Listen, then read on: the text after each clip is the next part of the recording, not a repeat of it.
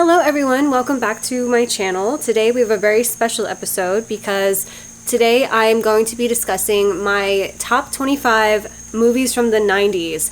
Tim from Tim Talks Talkies put out this challenge for people in the film community to solidify a list, and everyone can vote, and then in April he's going to be doing a live stream where he's tallied everyone's votes and comes up with the ultimate 90s list. So I'm really excited. I have a very kind of all over the place choices as far as genres go, and I really felt like I could have kept moving up and down movies on this list till the end of time, but I decided to just solidify it and put it out there. So without further ado, I'm going to start with number 25, which is Toy Story. And the reason I chose Toy Story is because I saw this movie in theaters and I remember being just in awe of the animation. I really couldn't believe how realistic everything looked, and no other studio was putting anything out like that at the time.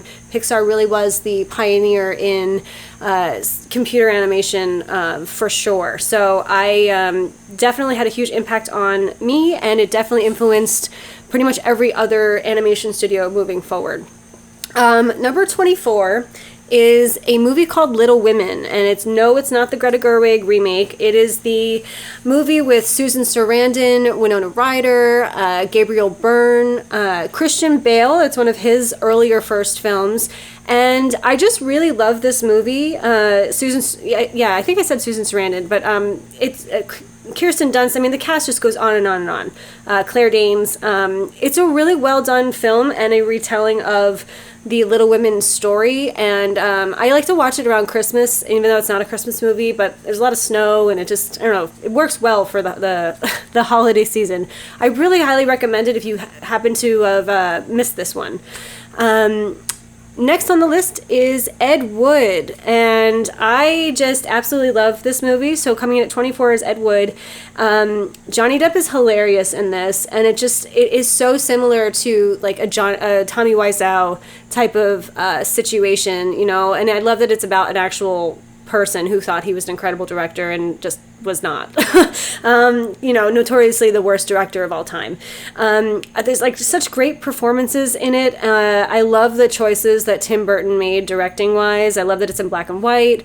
It's a very very dry comedy, but I love that. So I had to put that up there. And I think it's really rewatchable. I really think Ed Wood is very rewatchable. And if you love movies, you love movies about movie making, you'll love this movie.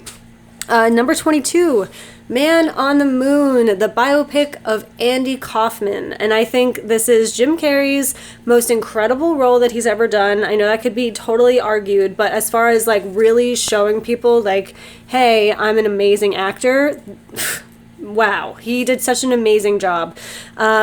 And I think the story about Andy Kaufman's fascinating anyway, and he's a really interesting person to really dive into. I love Taxi. I used to watch it growing up as a kid. I love that they got all the cast members back from Taxi. So I really highly recommend Man on the Moon if you have not seen it. So then number 21.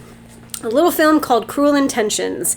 I remember watching this, maybe I was 14, 13, and it was kind of like the movie that was, the sexy, naughty, maybe you shouldn't be watching this yet, but everyone was, and everyone was talking about it, and I just love that movie. Ryan Phillippe, Reese Witherspoon, Selma Blair, it's just a great cast, and I've rewatched it multiple times, and I really think it aged fine. Like, I don't think it's one of those you look at, later in life and think, oh, well, it didn't really age that well, it's kind of stupid. And it's like, no, it's fun. Like, obviously don't take it too seriously, but for what it is, it's great. I love it. Next would be number 20, a movie that came out in 1990 called Jetsons the movie. This movie had a huge impact on me. I remember loving the music. It's filled with like 80s rock. Tiffany wrote a lot of the songs for the movie. A lot of the animation is just like, you almost feel like you're watching an MTV music video from the 80s. And I love the Jetsons, like the space age stuff. It's really fun because it still kind of keeps that 1960s view of what people thought space would be like one day, and flying cars, and they had like FaceTime back then, in the cartoon, and it's like now obviously everyone uses things like that, but it was just a really cool thing to see as a kid, and yeah, it kind of stuck with me for a really long time, and I really think that they should make a Jetsons movie. I was on a live stream recently, and I brought this up because I really think they could make a really cool one now, especially with all the technology capabilities that we have. So yes, Jetsons the movie, check it out. It's really fun. Then number 19, Fear and Loathing in Las Vegas. Benicio del Toro and Johnny Depp are absolutely insane in this movie. There's something about it that is just, you get on this crazy drug-fueled ride with them, and it's just insane chaos. I love it. I love the writing of oh my god, what is his name? Max, what's his name? Who wrote Fear and Loathing in Las Vegas? I'm blanking out. Hunter S. Thompson. It's a Hunter S. Thompson film version of the book Fear and Loathing in Las Vegas, and it's really quirky. I think it's so again fun and rewatchable, and I remember this like being like, my mind was kind of blown away when I saw that for the first time. Number 18, Father of the Bride. So Father of the Bride is like a true, like, dear to my heart movie. I watched it so many times with my family growing up. The dynamic between Steve Martin and Martin Short is just hilarious. Diane Keaton's amazing in it. We have a little baby Kieran Culkin, who's now on Succession. It's a great story about a dad who's like having trouble letting go of his daughter, and also like the costs of a wedding. Even if you're having a wedding at home, it's like incredibly expensive, and it's just so fun to see Steve Martin just like lose it over and over again. Like it's great. Highly recommend that movie. Really fun, like just emphasizing a father-daughter relationship. Okay, next one is also a comedy, and it is called What About Bob? Bill Murray in this movie just like kills me. He makes me laugh so much in this movie, so much, playing opposite Richard Dreyfuss, who's like very serious, very classy therapist, and he has this big book out called Baby Steps, and big psychological help yourself type of book. And Bob is one of his new patients who won't leave him alone and drives him to absolute madness. If you haven't seen this, I just really recommend it. It's so funny. I mean, I just think of Bill Murray, like his character in this, and I just can't do anything except smile and like want to just laugh out loud. So definitely highly recommend What About Bob? Number 16 is Basic Instinct. I was late to the party on this one, and I watched it for the first time during the pandemic with my boyfriend. It was a movie he showed me, and I had always wanted to see it. I had obviously always had known about like the notorious like opening the legs scene, but once I saw it, I was like, oh my god, I love this movie. I love the psychological sex like genre of films, and this one is totally to a T, like in that vein. And the way Sharon Stone just takes command of every scene she's in, you totally don't believe her, but then you kind of believe her sometimes, and she's so manipulative that like the audience is getting manipulated by her throughout the film, and you really don't know if she's being truthful or not, and it's just this guessing game. I love it. Basic Instinct. Definitely check that one out. Next one, Fargo. I think I'm like, obviously everyone loves Fargo, so I'm not, I don't really know what there is to say about it that hasn't already been said, but I think it's just like, totally iconic Coen Brothers film. Frances McDormand is just fantastic in it, and it's just a great thriller for sure. Like, I really love Fargo so much, and like I think out of a lot of Coen Brothers films, it's one of their more rewatchable ones. You could watch it over and over again, whereas some of theirs aren't necessarily, in my opinion, at least. You don't want to just throw it on, but like Fargo, you could just essentially just throw it on, even though it's a masterpiece. So definitely love Fargo. Number 14, Titanic, another film I saw in theaters. And I really think it deserves to be on the list because not just the scale, like the grand scale of how epic of a film it was and how challenging it was to make, but I really think, you do care about the characters. A lot of people, I guess could criticize the film for its plot, but I think, at the end of the day, you're there to watch a film that's taking place on the Titanic, and the easiest way obviously is a love story, and then you get to see the different classes, and it was like you want a really basic kind of ground to start off, so then you can explore on a more historical side. There's like things you can add to really paint the whole picture of what it was like to travel on the Titanic. So yeah, I loved it. Obviously it put Kate Winslet and Leonardo DiCaprio on the map.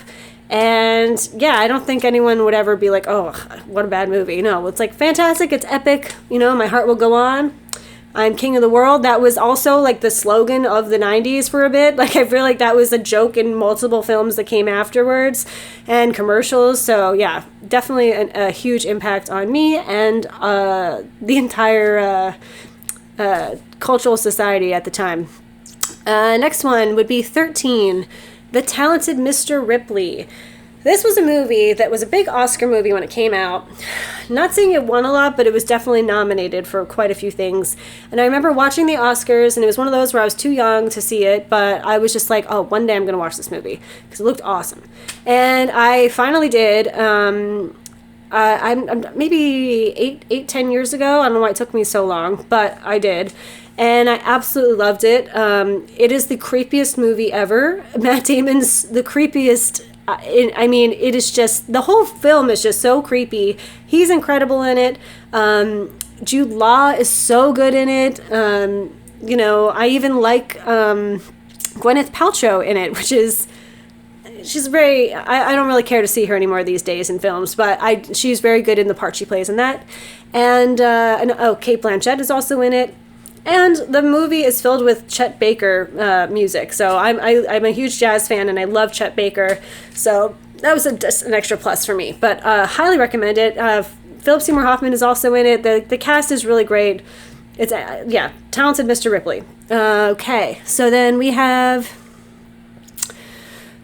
Philadelphia is coming in at number 12. So I chose Philadelphia because I did watch that in the past 10 years for the first time, and I was just so taken aback by it. It was such a beautiful film, and I think, the AIDS epidemic was such a... It's a really accurate portrayal of the AIDS epidemic and how people with AIDS were treated, and people weren't really properly educated on AIDS and HIV, and it was just a really scary time, and a lot of people were dying, and people were scared, and people thought like, oh, if they shake hands with someone that has AIDS, they're gonna get AIDS too, and like that's clearly not the case.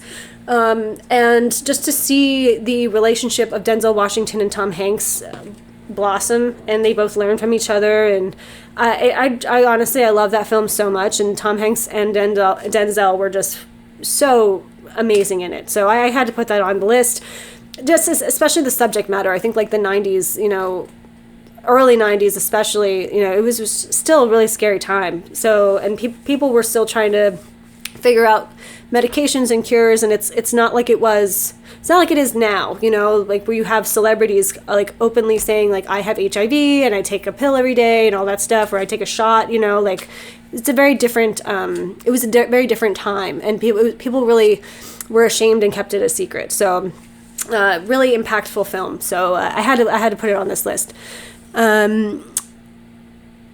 Next we have, number 11, Misery. So this is another film that my boyfriend Max showed me during the pandemic, and I absolutely loved it. I absolutely love this movie so much. Kathy Bates is the scariest thing I've ever seen in this movie.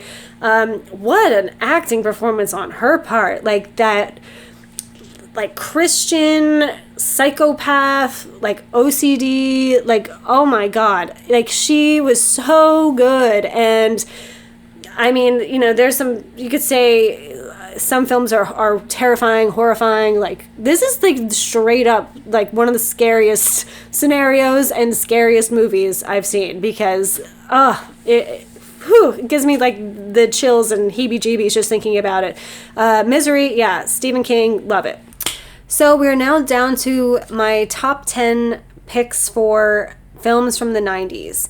And we are going to start the list off. Number 10 is Barton Fink, a film by the Coen brothers starring John Turturro. And I loved this movie so much. It is totally...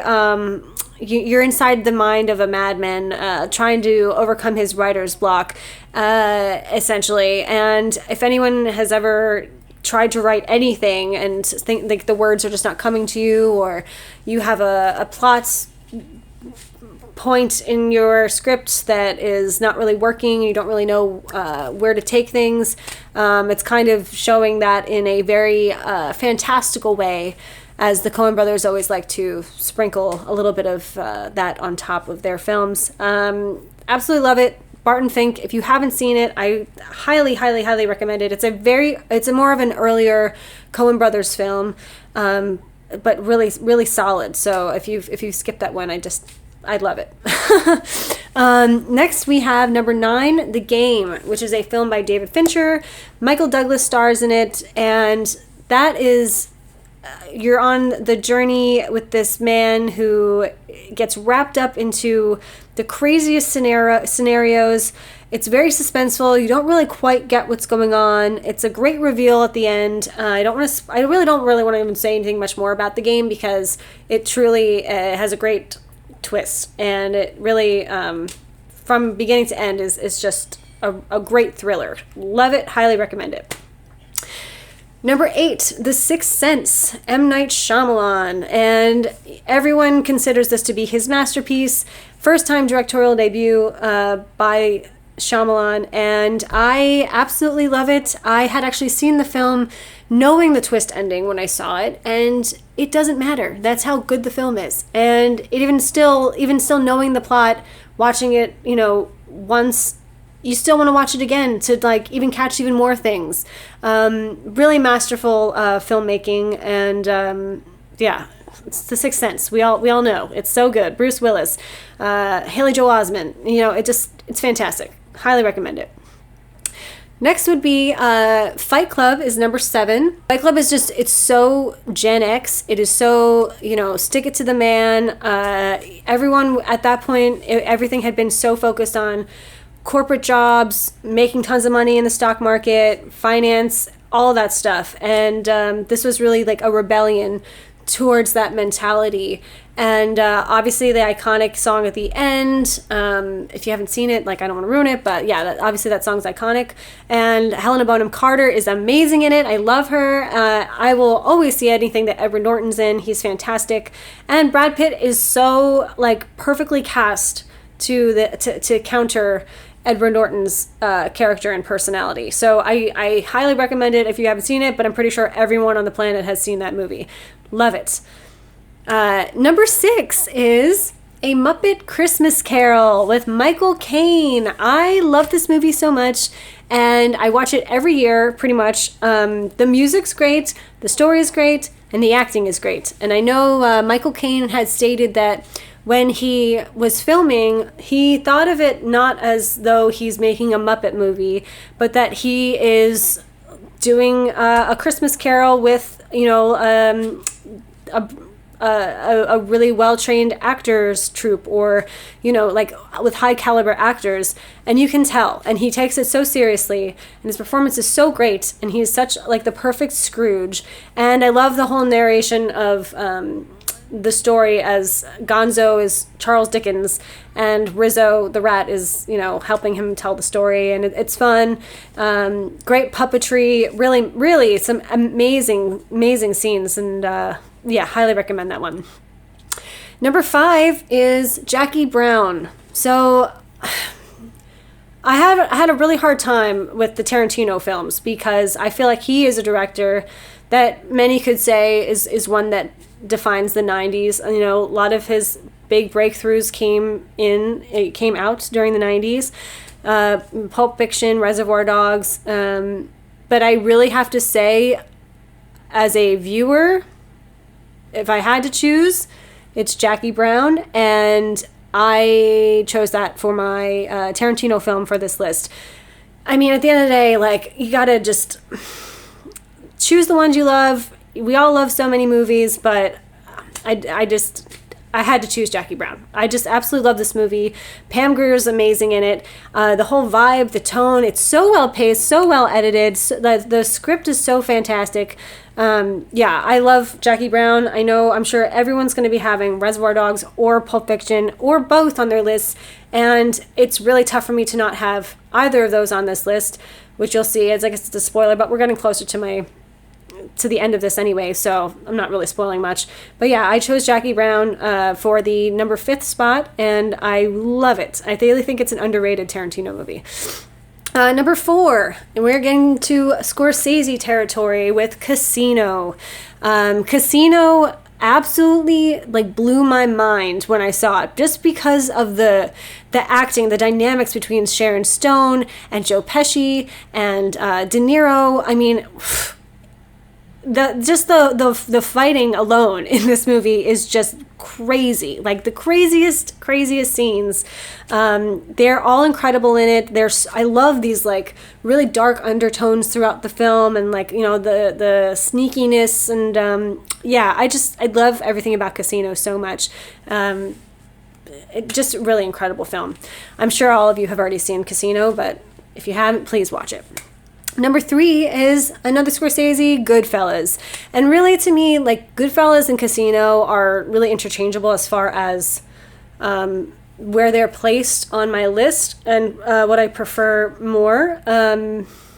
But I feel like Goodfellas is slightly more... I don't even know how to say this. I don't know. It's really tough. Casino and Goodfellas are really interchangeable for me, but I will say Goodfellas just has a little bit more of that magic to it. I don't even, it's really hard for me to even have a tangible word to describe why I like it more. But I there's just something about it that I do like a little bit more than Casino. Number 2. We're getting down to the top 2. And number 2 is True Romance. True Romance, which was written by Quentin Tarantino, is in every way the perfect date movie. And I know that sounds really stupid, but it really is. And a friend of mine told me this years ago, and I was like, oh my God, you're right.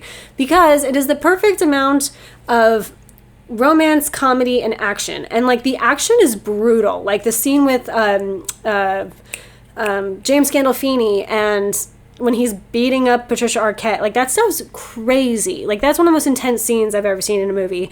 Plus you have just the great chemistry between Christian Slater and Patricia Arquette. The entire cast is it just goes on and on and on. So I love True Romance so much. Some people actually even think that Tarantino directed it, because it just feels so Tarantino, but that just goes to show you, his writing is just so him. I love it. So True Romance is number 2. Number 1 for my list is probably not going to be a lot of people's number ones, and I feel like some people feel like it's dated, but it had the biggest impact on my life as a young-minded 13, 14-year-old when I saw it, and that is American Beauty. American Beauty changed the way I looked at films, and it came out when I was 10, but I was too young to see it. And I've said this story so many times, so I feel like I'm beating a dead horse with this one, but I was too young to see it, and then but I was kind of obsessed with it, because it had been advertised everywhere.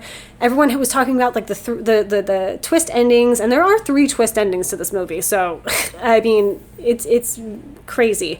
The acting is amazing. It was such a huge Oscar movie that year, and I was just on a mission at one point. I was just I'm just gonna watch this, and I think I was 13 or 14, and it changed the way I looked at movies forever, and saw them as pieces of art and not just entertainment. So that's my number 1 for for my top 25 movies of the 90s. And I will say American Beauty, just like Fight Club, kind of is in that same vein of being very 1999 as far as times changing and as far as corporate jobs and mentalities surrounding money and happiness and what really is happiness and the facades that we put up to show that, make sure like everything looks great and everything looks fine when there's a lot more complexities going on inside.